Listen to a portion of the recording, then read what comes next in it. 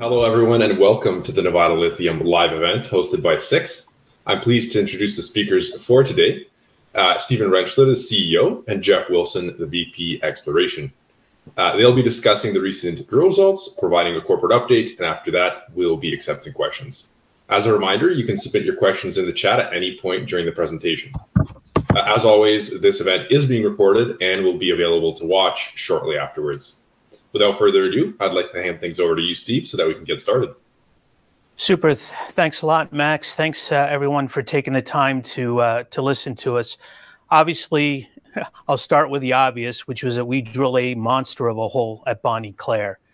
No problem saying it all. It's the best hole that we've drilled there to date. I actually have no problem saying I think it's the best hole that's been drilled in Nevada. Our teams have been doing some work to sort of corroborate that, but we can't find anything that, when you look at it over, essentially the thickness by the grade, that can match it. And of course, as you saw by the market reaction, nobody really cares. I guess we should have hoped that it was uranium that we hit. And this is just the way of the markets right now. I've talked to people a lot about this, seen this many times over the course of 30 years of investing in natural resources. And when I talk to investors, I just say, hey, this is where you have to stay the course. I think that the demand-supply fundamentals are still in place, and we'll get through this. In the meantime, we have a world-class asset that's getting, in my opinion, even better. I've got Jeff Wilson with me, our VPX, obviously a geologist, and I'm not going to steal his thunder. I'm going to give you a little bit of an overview from the way I look at it, and we'll turn it over to Jeff to get into the nuts and bolts for those who want to do that. And I'll just give you a very quick update, I think, of what we're doing. Not a full update per se.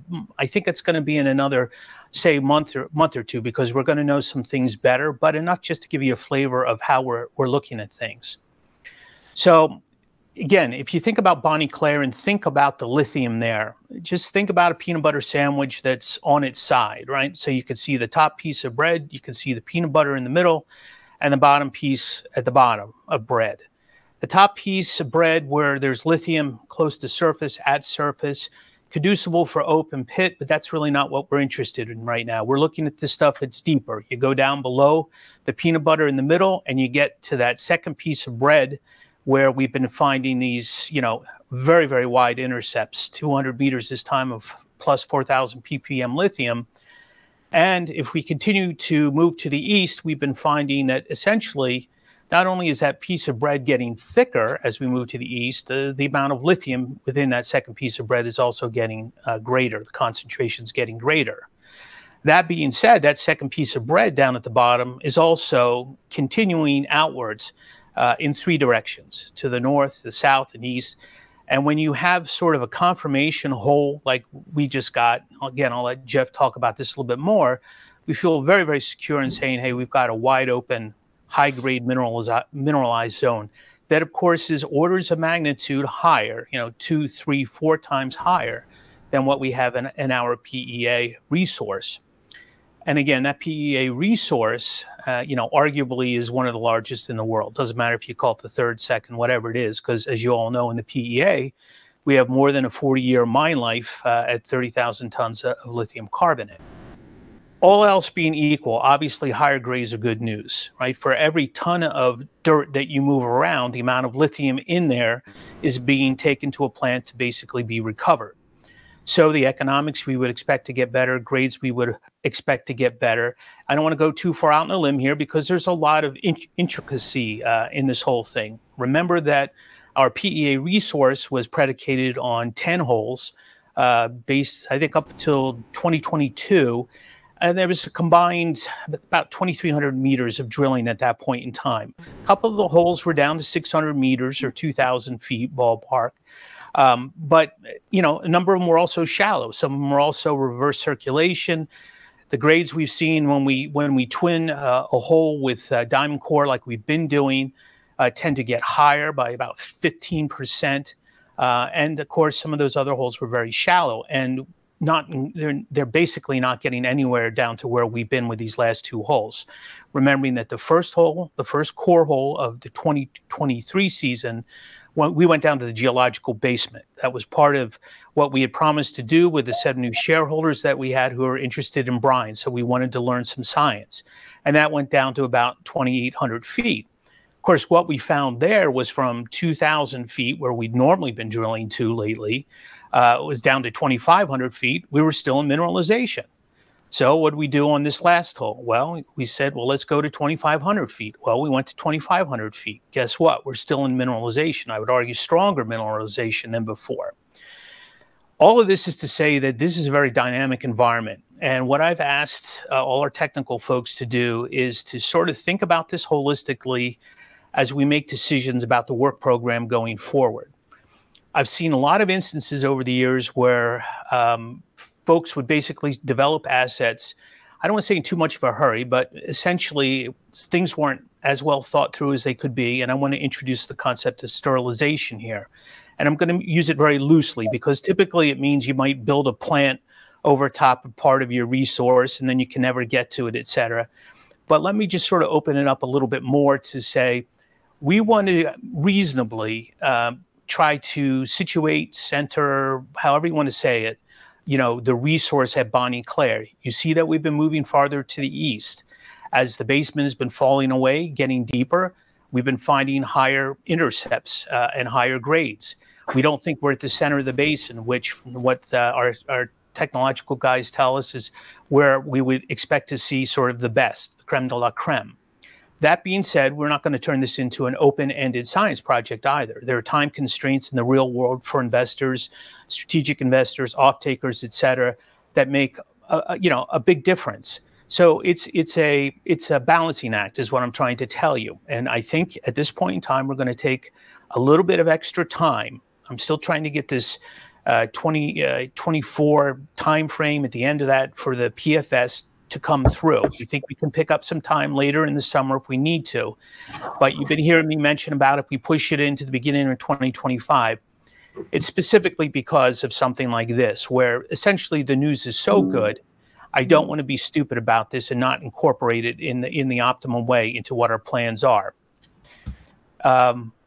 I think at that point in time, from a geological perspective, in just about 2 minutes, I'll let Jeff dive into this. Let me just say a few words about everything else that's been going on. I've been talking about metallurgy for a while, and we've been pursuing lithium hydroxide. We've come very close, but we're still not there. Without going into all of the details, I think that we're at a reasonable stopping point right now with regards to hydroxide, to where we can pick up later on if we want to, and get it, but we can't get it right now. It just doesn't look like it's going to happen. I think it's fine because we've hit the battery grade carbonate, as you all know. That was in February a year ago. Very big deal. If we need to pick up with the optionality of the hydroxide in a little bit, I don't think we're going to get dinged for it. I think, again, this is just sort of a reasonable compromise between timing, funds, other things that are coming in, particularly like this deep mineralization that we're seeing right now. Is it going to necessarily behave the same way metallurgically? There are all these questions that need to be asked. Don't know if the answer is no, don't know if the answer is yes, but it literally takes time to go and ask all those questions. So we're going to basically ask Hazen to start writing a report. It's going to take time to get it done, to have edits, see where we go, and see how it'll be addressed in a PFS. In terms of marketing, we've been active. I know the share price doesn't indicate that, but the reality is we've been as active as we can in terms of getting the word out about what we have. I think from the indications that I'm getting, as an example, I'm going to PDAC. I've been trying to get one-on-one meetings, have been successful. It's interesting to me that some of the people who are getting back to me who, say that they want to have meetings about battery producing metals, et cetera. So this would be your lithium, your cobalt, nickel, things like this, will decline a meeting saying, oh, lithium's in a downtrend right now. This isn't our thing. Again, to me, this is sort of the difference between investors and traders. Everything that I'm seeing still with regards to demand is coming in much, much higher pace than the supplies of lithium can come on. Of course, we've all seen some of the news lately, Albemarle, Chinese, was it lepidite? I forget. The lithium producers that got the very bad environmental characteristics, all of this sort of stuff. The news that you're seeing is indicating that we're getting close to a bottom. I still maintain that it really wouldn't matter if they cut production now or whatever, because as you go forward a couple of years, there's just no way that they continue to build that base quickly enough to come up with the demand numbers that are going to be needed. Obviously, investors don't agree with me now, but again, this is sort of where I think long-term investing really can help you sleep better at night. So that, that's the marketing. We'll be at PDAC. We'll be doing one-on-ones. We'll be going out in Toronto to see people. I'll be in Zurich later in the month to talk to the European, Center of Investing out there. And then, we'll see it from there. There are obviously other conferences coming up, et cetera. And, I think, again, looks like the lithium market's starting to behave a little better. We don't expect it to turn on a dime, but if carbonate prices are going to start to stabilize here, it strikes me as that this would be a logical place where we would just sort of start to see an updraft for basically all producers, developers, explorers. I mean, I really can't think of anyone that's standing out in terms of, holding on to its share value for any length of time. So I don't think we're being singled out. I think, unfortunately, this is general market malaise. And whether it's interest rates being cut or other big announcements about cuts to lithium production, at that point in time, we should start to see a little buoyancy under the stock price. So, over the course of the next couple months, we'll give you more details on, what we think the 2024 work program is going to look like. As I said, we're going to be making adjustments based on all this latest news. We want to make sure that we incorporate this in the correct way into what the plans are going forward. This is all good news. Again, Bonnie Claire is an absolute beast, and we have not found the center of gravity yet on this thing. So we have a lot to talk about. I want you to have faith in all our technological people. They have excellent reputations and skill sets. And as we can tell you more, we certainly will. So at this point, let me turn you over to my colleague, Jeff Wilson, who can tell you more about the nuts and bolts, how he's understanding what we're seeing, with this last hole, perhaps the last couple of holes and how they all tie together. So, Jeff, you there? Yeah, thanks very much, Stephen. And I'll apologize in advance for not being quite as polished as Stephen. He's the man who sells the vision as the VPX. I'm not necessarily accustomed to the spotlight. But broadly speaking, what we have here is a very encouraging hole. For context, we understood that there were two layers of mineralization at Bonnie Claire, one between the surface and 400 feet, which gave us about 1,000 ppm, and we had a barren sandstone under that, and then we had another layer which we had thought we understood, which again was running around 1,000 to 1,500 ppm, but bottomed out at 2,000 feet. So in fall last year, we did this big hole, which gave us, 1,000 feet, 1,100 feet at 3,000 ppm. And it really gave us the first inkling that we were sitting on top of we'd intersected a much larger, higher grade, thicker interval of mineralization. So, and we looked at that last year. On the back of that, we stepped out 450 meters to the east and sunk another hole. Now, one hole is great, but it doesn't really show very much except that you found something. And so this second hole, we really wanted to demonstrate that you had continuity of that high grade. And in fact, that's what we've demonstrated with this second hole. Again, the 3,000 ppm material, it's at least 1,000 feet thick, and then you've had a much higher, a much thicker load of 4,000 and 5,000 ppm material.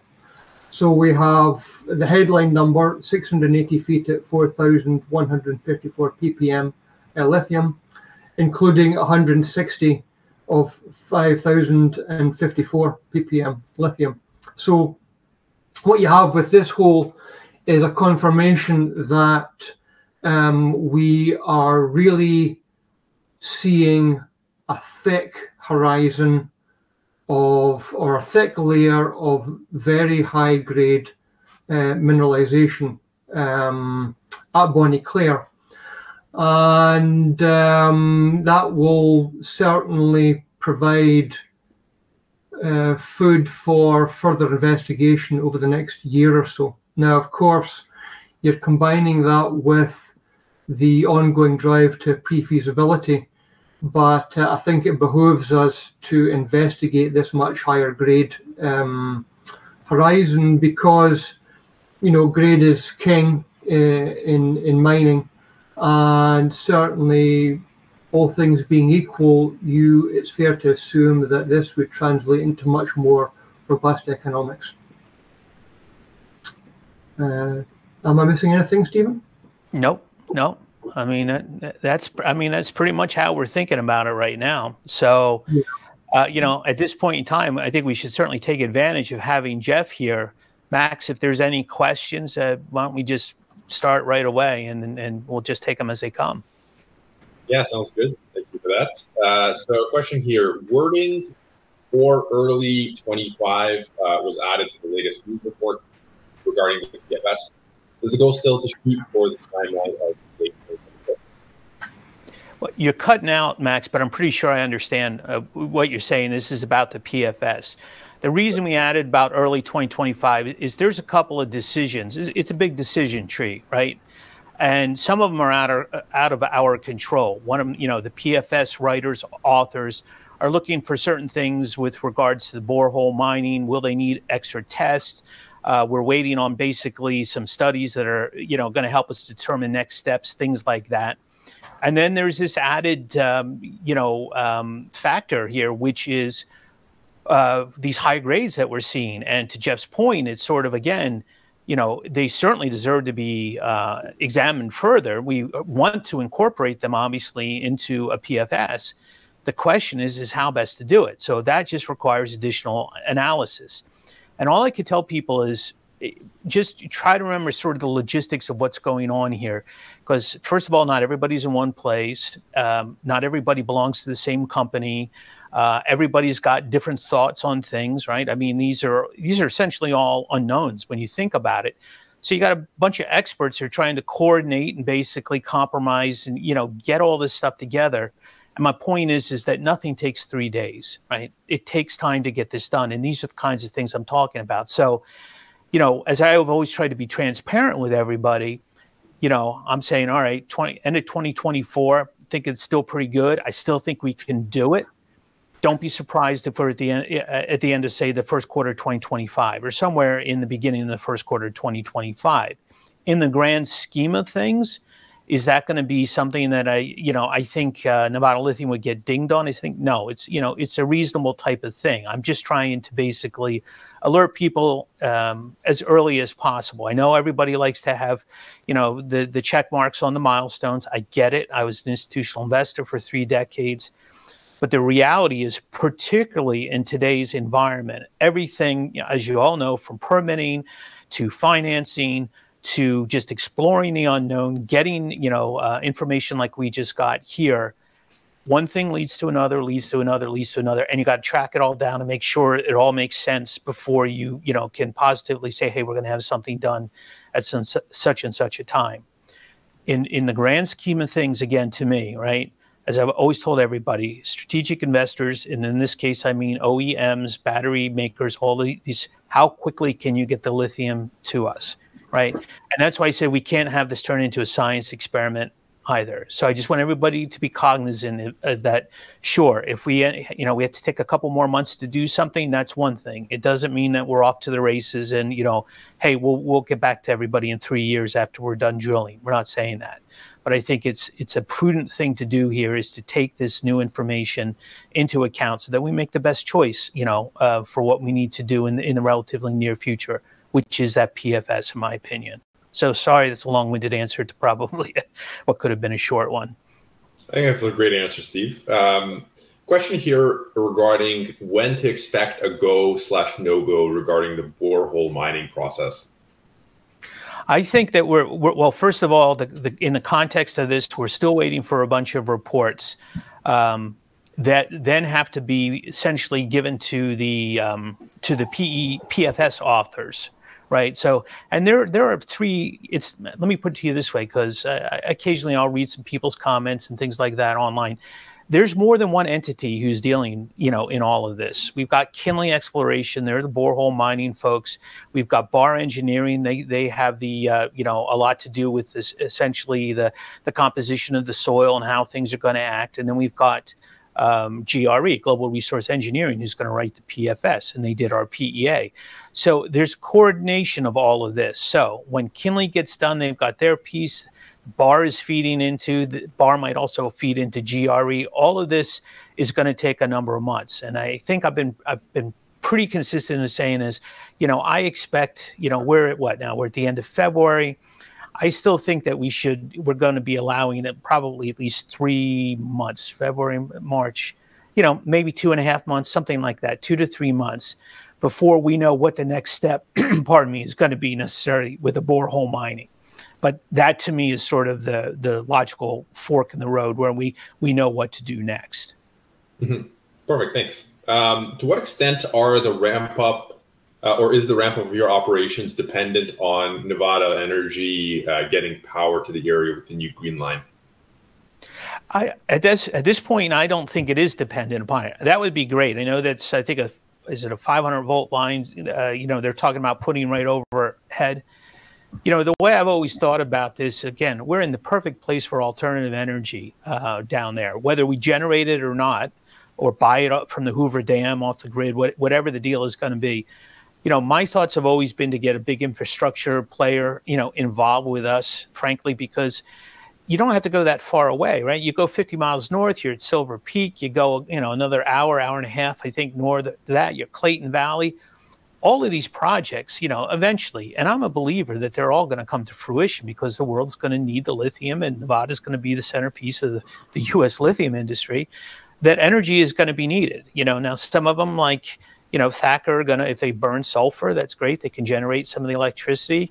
There's a lot of different paths that we can take. So I don't think we're dependent on any one of them.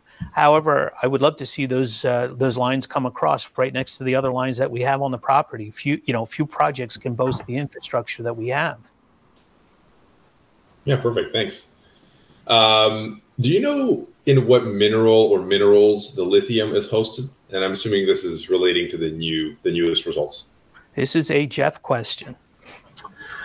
At the moment, we're still not clear. We've done XRD. And it's really within the finest fraction of the sediment. There's no obvious species that it's associated with. Maybe some muscovite, but we're assuming that they're either adsorbed as free ions onto the surface of small grains, or it's some kind of simple lithium compound, such as lithium carbonate or lithium chloride or something like that. But we do know it's there, and we know we can get it out without too much trouble, and so we're not the only ones with this problem, but it's something to do. It's just a part of the clay sort of claystone hosted deposits. It's not entrained in clays. We don't have a whole lot of clay, but it is associated with this very fine-grained fraction of the rock column. And I think, right, Jeff, when we say problem, it's a problem of the identification, because we've talked to a number of labs about trying to this, and I guess it's just lithium is so small, and these grains are just so small, they really have a tough time seeing it. I mean, I'm a layman, but that's the way I think about it. I mean, if you're comparing us to, say, for example, a pegmatite in the Northwest Territories, you can see the spodumene sticking out the rock. So people assume, well, where's the lithium? In our case, it's in there, and it's You know, it's part of the sort of detrital diagenetic story of the sedimentary basin. It's there, but it's not associated with any particular mineral that you can see using conventional petrographic techniques. Okay, yeah, hopefully that answers your question there, Tristan. In the future, where do you plan to process your ore? Well, I'm assuming that means when the plant is built. I mean, one of the beautiful things about this project is that we're going to be producing a battery grade material, carbonate. We know we can already do that on site, right? So for newer viewers, you know, let me make sure we understand, because this is a huge differentiation, you know, of us and others. We're not producing a concentrate that's got to go off somewhere to get upgraded. This is literally, we're going to bring this material up from underneath the ground at Bonnie Claire, stick it in one side of a plant that's on site, and do the processing there to end up with, you know, at this point in time, 32,000 tons of lithium carbonate that we can ship right to a battery, you know, plant somewhere in Texas, the Midwest, Nevada, you know, wherever it is. I've said this a number of times before. I fully expect that it's going to stay in the U.S. so that end users of this lithium can take advantage of the Inflation Reduction Act tax credits. But be that as it may, if it were to go elsewhere, it would be a material that could go right into a battery. So it does not need an intermediate processing step. It will be done on site. Perfect, thank you. It seems the high-grade hole was something of a surprise. What in the geology made you hesitate to think that this was not going to be as good as it was? Well, everybody hopes for high grade. You know, geologists are eternal optimists. You know, but money is what it is. You can't, with the best will in the world, geologists don't get all the free money they want to go drill everywhere they want. So, you know, up to last summer, it was kind of assumed that 2000 was kind of the end of it, and so it wasn't really a priority. Towards the end of the year, we wanted to investigate the possibility of brine at depth in the basin. So this was the one which was done to basement, BC 2301C, and it was, you know, just one of these things. We blew right through this high grade zone, and so I can't pretend it was our plan. It's just one of these happy byproducts of that big drill hole, and that was why the second hole, the current one, BC 2303C, was so important to demonstrate that it wasn't just a one-off in the last hole, and that this had legs and lateral continuity, which in fact it seems to have. And if I heard that question too, Max, I think I heard it correctly. I don't think there was an indication on our part, or you know, that we thought that it wouldn't be as good. I think what the surprise was that it actually got better again. You know, deeper, higher grades and thicker intercepts. Just sort of one of those things like, wow, you know, where does she end? So you know, I don't think there's any context that we could say we thought we might be disappointed. I think it was just, we're sort of surprised about the magnitude of how good it was. Yeah. Okay, great answer. Thank you for that. Thank you both. Are there any oil and gas companies interested in helping with the extraction process? The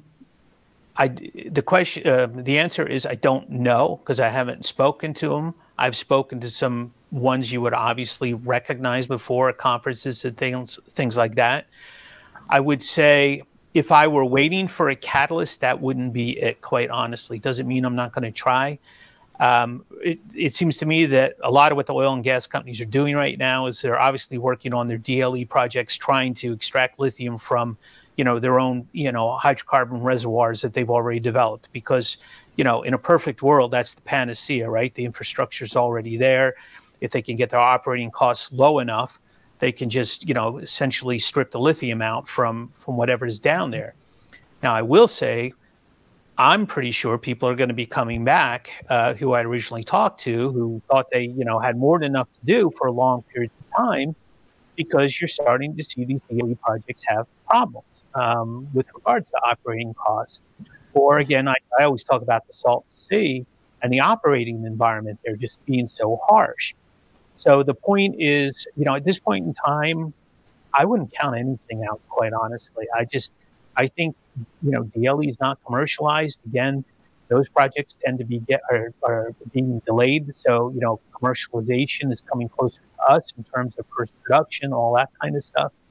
I think we'll be talking to, again, all sorts of OEMs, other strategic users of lithium before we're done with Bonnie Claire. Yeah, I don't see, at the moment, I don't see much overlap between the mining method and the extraction method with the oil and gas producers. Okay. Yep. In the near future, will you have any more holes to report? No, that was the last. We came after this hole. We moved the rig. Said, really, did it make sense to try to get another one in before the bad weather came in for the winter? And honestly, again, this would have been the type of thing that, we may have sunk a hole, quite honestly, had we not done that, that maybe was out of position a little bit. This is all part of the deliberation that I think is going to, we're going to need to take going forward. So, if you're in Nevada Lithium to track holes, I would just argue, I don't think the market's rewarding anybody for that kind of thing right now. What I would ask is whether or not you like to be involved with the non-sexy part of the Lassonde curve. This is where we're at. By the time we start releasing, holes again, it's going to be a number of months. But we'll have other things like our conclusions on the technical reports, things like that, which in my estimation are every bit as important at this point in time as additional holes showing intercepts like this. I mean, again, let's put this into context. We already arguably have one of the largest resources in the world. How these latest results augment that resource remains to be seen. And I hate to make promises just because I've seen that blow up in people's faces too many times. However, I think you can sort of tell from just looking at those intercepts and, looking at where these new holes are, again, within the PFS resource upgrade area, right? So logically, they should have an impact on that.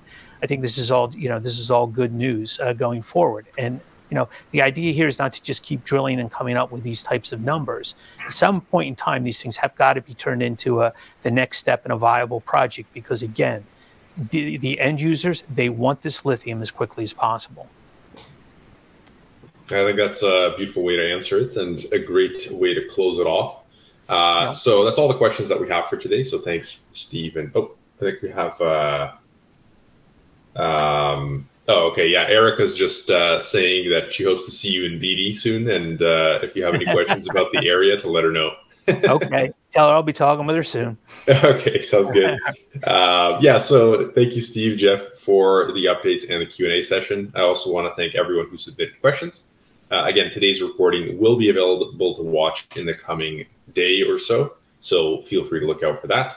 And you can find more information on Nevada Lithium by going to their website. So before we wrap up, just passing things back over to you, Steve, here to close things off. Well, hi, everybody. Again, just keep the faith with regards to lithium. I've seen this a number of times. I don't think EVs are going away. I hope you don't think so either. This is such a messed up, supply-demand structure right now.